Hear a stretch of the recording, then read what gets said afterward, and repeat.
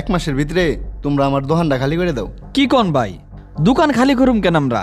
তোমরা তো জানোই আমার ছোট ভাই ইটালি থায়, ও অনেক অসুস্থ, টাকা পাঠান লাগবো, তাই ভাবতেছি দোকানটা বিক্রি করে কিছু টাকা পাঠাম। ভাই আপনি তো জানেনই আমরা দুই ভাই কত কষ্ট করে এই দোকানটা রানিং করছি। এখন যদি আমরা সাইডে দেই, আমরা দুই ভাই কি করে খামো কন? পড়ছি তো বিপদে, এখন আমি কি করুম? তোমরা ভাই এক মাসের ভিতরে আমার দোকানটা খালি করে দাও। ভাই দোকান কি বিক্রি করে ফেলছেন নাকি কাস্টমার দেখতেছেন? না, কাস্টমার খুঁজতেছি। দোকানটা বিক্রি করার আগে আমাদের একটু জানায়েন। আচ্ছা ঠিক আছে। কি যে একটা বিপদে পড়লাম রে রেহান, এখন যদি দোকানটা সাইডে দেই তাই হুট করে ভালো একটা পজিশন পাবো কেমন আমরা? ভাই এক কাজ করা যায় না, দোকানটা আমরাই কিনে ফেলাই। কিনে ফেলাম মানে কি কষ্ট তুই? এখন আমরা এত টাকা পাবো কোন জায়গায়? আমরা একটা কাজ করতে পারি, ব্যাংক থেকে লোন নেই। লোন নিল তো লোনের টাকা পরিশোধ করুন লাগবো, ওই টাকা আবার পরিশোধ করুম কেমন আমরা?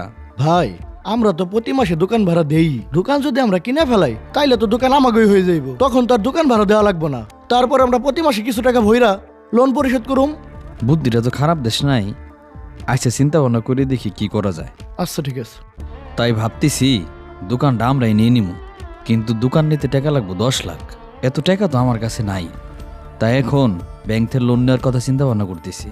কেমনে কি করা যায় কত একটু? ব্যাংকে তো আমার জানাশোনা লোকের অভাব নাই, কিন্তু তোর লোনটা যেহেতু ইমার্জেন্সি লাগবো এই জন্য একটু সমস্যা। তবে একটা কাজ করা যাইতে পারে, তবে খরচ লাগবে 40-50 হাজার। ব্যাংকের লোন নিতেও টাকা লাগবো? আমি তো আর এত কিছু বুঝি না। ও কি আমার বিপদের সুযোগ নিতেছে নাকি? লোনটা তো আমার ইমার্জেন্সি দরকার। ঠিক আছে হোক খরচ, তাও তুই ভাই আমার লোনটার ব্যবস্থা করে দে। আচ্ছা ঠিক আছে, আজকে তাইলে আমি একজন পরিচিত ব্যাংকের সাথে কথা কই, তুই কালকে সকালে আমাকে বাড়ি চলে আসিস, ব্যাংকে যাইতে হইব। আপনারা যে লোনের ব্যাপারে কথা বলতেছেন এগুলো তো ইমার্জেন্সি হয় না, এগুলো পাস হইতে একটু সময় লাগে। সমস্যা নাই স্যার, আপনার আমি খুশি করে দিবনি। ওর তো লোনটা খুব দরকার, এখন কেমনি কি করা যায় একটু কইরা দেন। আচ্ছা ঠিক আছে, আপনি তো বড় ধরনের একটা লোন নিতে যাচ্ছেন, নর্মালভাবে নিলে আপনাকে 17% ইন্টারেস্ট দিতে হবে। আমাদের আরেকভাবে একটা সিস্টেম আছে, লকিং পিরিয়ড। আপনি যদি ওইভাবে লোনটা নেন তাহলে আপনাকে একটু কম 12% করে দেওয়া যাবে। তাইলে তো লক ইন পিরিয়ডই ভালো আমার জন্য, কম সুদ হলে একটু ভালো হয়। সেক্ষেত্রে আমাদের একটা শর্ত আছে, আপনি যদি 1 বছর মেয়াদি লোন নেন তাহলে 1 বছরের আগে আপনি লোনটি ক্লোজ করতে পারবেন না। আর যদি পরিশোধ করতে চান তাহলে 1 বছরের ফুল ইন্টারেস্ট দিয়ে আপনাকে লোনটা পরিশোধ করতে হবে। সমস্যা নাই স্যার, আমার আরো সময় হইলে বেশি ভালো হয়। আপনি আমার এই সিস্টেম করে দেন। ভাই তুমি আমার এনে আইছো কি মনে করে? ভাই আপনি তো ওই দোকানটা বিক্রি করে দিবেন, আমরা ভাবছি ওই দোকানটা আমরাই নিব। এখন কেমনে কি করতে হবে সেইটা বলেন। টাকার জন্য দোকানটা বিক্রি করতে চাইছিলাম, তো আমার ভাইয়ের শ্বশুর বাড়ি থেকে টাকা ব্যবস্থা করে পাঠাই দিছে। এখন আর আমার দোকান বিক্রি করতে হইব না। তোমরা বাড়াই খাইতে চাও তো বাড়াই দোকানটা চালাও। কি কও ভাই, মানা করে দিছে? কত আশা নিয়ে বসে আছিলাম, এই দোকানের মালিক হমু আমরা।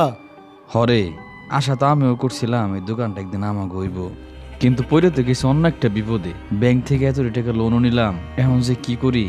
ব্যাংক থেকে লোন নিলাম 1 সপ্তাহ হয় নাই, তাইলে সব টাকা পরিশোধ করে দিয়ে দাও। তুই তো কস পরিশোধ করে দিবে, পরিশোধ করলেও নাকি 1 বছর যত সুদ আছে প্রায় 1,30,000 টাকা, সব সুদ দিয়ে পরিশোধ করা লাগবে। এখন এই বাকি টাকাটা পামু কই? কও কি ভাই, তাইলে তো বিশাল বিপদ। এখন দোকানের ভাড়া ওঠানো লাগবো, লোনও পরিশোধ করা লাগবো, কেমনে কি করুম? বিপদে তো পড়ছি রে ভাই, কেমনে যে কি করি। বন্ধু আমি তো অনেক বড় ধরনের একটা বিপদের ভিতরে পড়ে গেলাম। লোনের টাকাটাও আমার অ্যাকাউন্টে ঢুকলো, আর এখন সাহেব ভাই বলতেছে সে নাকি দোকান বিক্রি করবো না, টাকা নাকি ম্যানেজ হয়ে গেছে। হ, সমস্যাই তো, তুই তো চাইলেও এখন লোন পরিশোধ করতে পারবি না। পরিশোধ করতে হলে ফুল ইন্টারেস্ট দিয়ে পরিশোধ করা লাগবে। হ, এই জন্যই তো আমি তোর কাছে এলাম, এখন একটা বুদ্ধি পরামর্শ দিয়ে তো ভাই কি করা যায়। তাইলে একটা কাম কর, আমি তো জমি টমির ব্যবসা করে জানোসই, তুই আমার লোনের ওই 10 লাখ টাকা দে, আমি ওই টাকা দিয়ে একটা জমি কিনি। 1 বছর পরে তুই ইন্টারেস্ট সহ আমার কাছ থেকে 12 লাখ টাকা বুঝে নিস, আর জমির দলিলটা হইবে আমার নামে।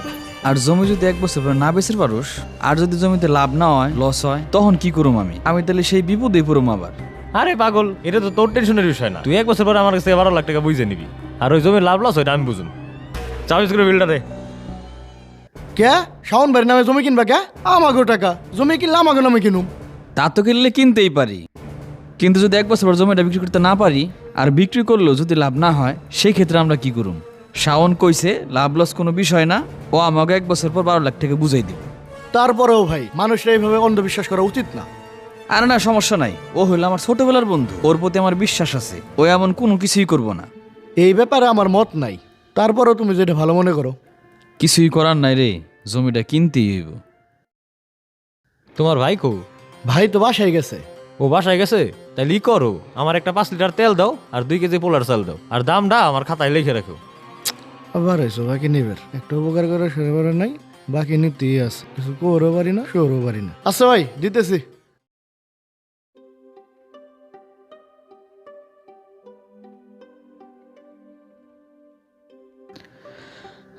কি ভাই ফোন ঢুকে না এখনো? না, ওর ফোনে তো ফোন ঢুকতেছে না। লোন পরিশোধ করার ডেট এসে গেল, 15-20 দিন ধরে ওনার সাথে কোনো যোগাযোগ নাই, এখন ফোনও ঢুকে না। আমার তো ব্যাপারটা সুবিধার মনে হইতেছে না।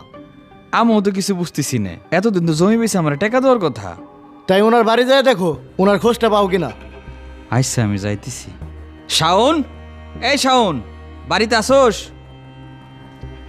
শাওন ভাই তো বাসায় নাই, গত 20 দিন যাবত তার সাথে কোনো যোগাযোগ হয় না। সে কোথায় গেছে আমরা কেউ জানি না। কি বলো, তোমাদের সাথেও যোগাযোগ নাই? যদি কখনো তোমাদের সাথে যোগাযোগ হয় আমার একটু জানাও ভাই। হ্যাঁ ঠিক আছে ভাই। ভাই তুমি এখনো বুঝো নাই, তোমার বন্ধু তো টাকা পয়সা নিয়ে ভাগছে। না রে, আমার বন্ধু তো এরকম হওয়ার কথা না যে আমার টেহানে বাইকে যাব।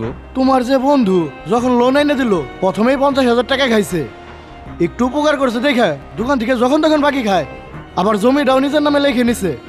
তুমি কি বলদ না এখনো বন্ধুর সাফাই গাইতেছো?